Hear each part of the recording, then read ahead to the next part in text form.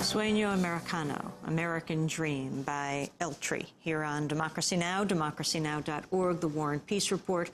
We're broadcasting on over 700 stations, on Pacifica and NPR, and low-power FM and college and community stations, on public access TV and PBS TV stations, and both TV satellite networks, on Dish Network, Channel 9415 Free Speech TV, 9410 Link TV, and on DirecTV, Channel 375. And we're video and audio podcasting at democracynow.org. Our headlines are also available in Spanish, in transcript, and in audio form for any radio station to take, as over 200 are. We turn now to Postville, Iowa, a small town of just over 2,000 people. On May 12th, the town became the site of the largest immigration raid in U.S. history. Immigration and Customs Enforcement, known as ICE, arrested 389 workers at Agri-Processors, the largest kosher slaughterhouse and meatpacking plant in the country. Nearly 300 of the workers were charged with aggravated identity theft and Social Security fraud. Many were sent to prison. Erik Camayd is a professor of modern languages at Florida International University in Miami. He was one of the 26 court-appointed interpreters flown into Iowa for the trial. In an account describing his experience, he wrote, quote, "Then began the saddest procession I've ever witnessed, which the public would never see, because cameras were not allowed past the perimeter of the compound. Driven single file in groups of 10, shackled at the wrists, waists, and ankles, chains dragging as they shuffled through. The slaughterhouse workers were brought in for arraignment, sat and listened through headsets to the interpreted initial appearance, before marching out again to be bused to different county jails, only to make room for the next row of 10. They appeared to be uniformly no more than 5 feet tall, mostly illiterate Guatemalan peasants with Mayan last names, some in tears, others with faces of worry, fear, and embarrassment." This is one of the workers speaking in her own words. My name is Alida, and I am from Guatemala. I have 2 children. I have brought them here. Because of our situation in our town in Guatemala, we could not survive because we were poor. We came here to make a living, to work, but when we worked, they exploited us. We didn't have any option but to accept the work because we knew we needed the money.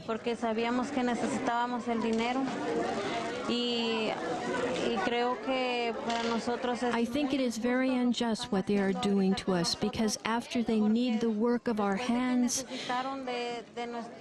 to do this labor, now they are paying us like this. If they could only realize that all of us here are so traumatized by what happened.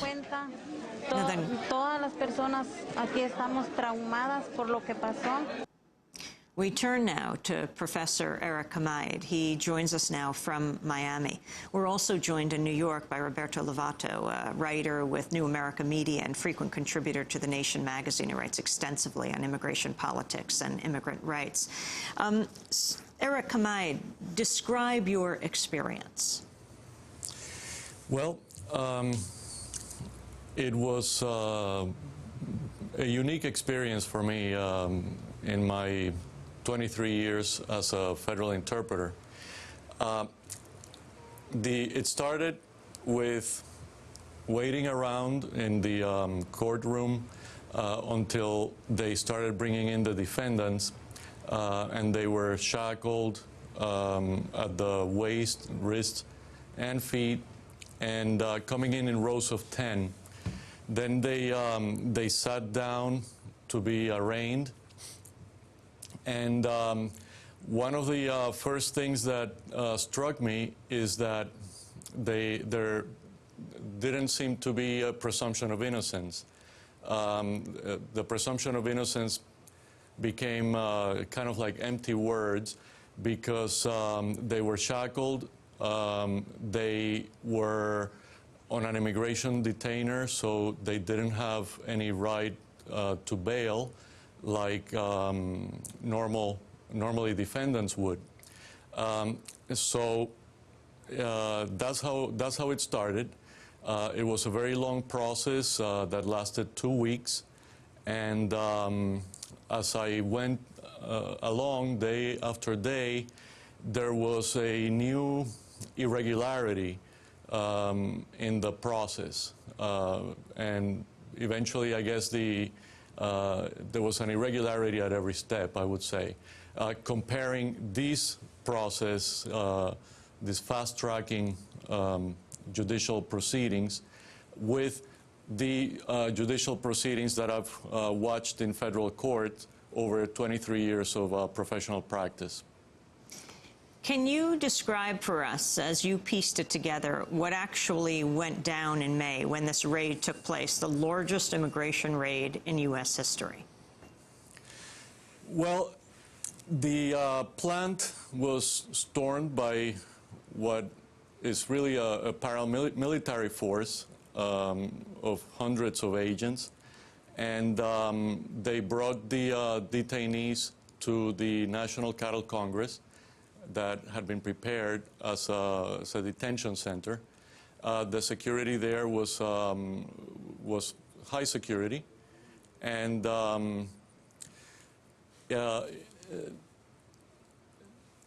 then after the initial appearance where the detainees were arraigned, we went, the different interpreters with their attorneys, went to the different jails throughout eastern Iowa where the arraigned detainees had been taken. And then we met with each one individually, of the ones that each attorney had assigned to, and explained the plea agreement to them, and went through basically an interview, fairly in-depth, with each of the clients. I think that it is important to mention that one of the things that struck me about these proceedings is that the different officers of the court did not witness the entire process from beginning to end. The interpreters did. We were there from before arraignment for the very brief attorney-client conferences in preparation for arraignment, through the arraignment, and then in the interviews in jail, in the sentencings, and in the interviews after sentencing. There were different judges doing the arraignment and the sentencing.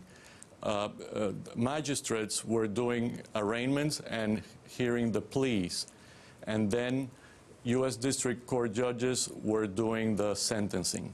So there wasn't a continuity, so that basically none of the other officers of the court were able to see the entire process the way that interpreters could.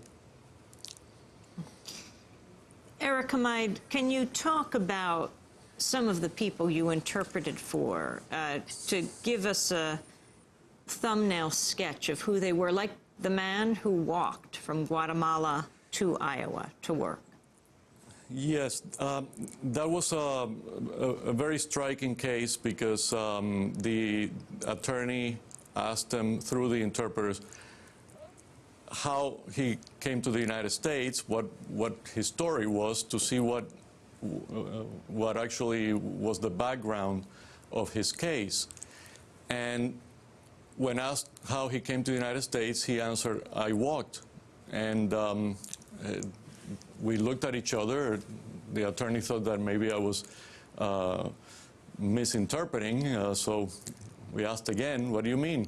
And he said, "I walked for a month and 10 days until I crossed the river." So he actually walked all the way from Guatemala across Mexico by himself until he crossed the border alone, and then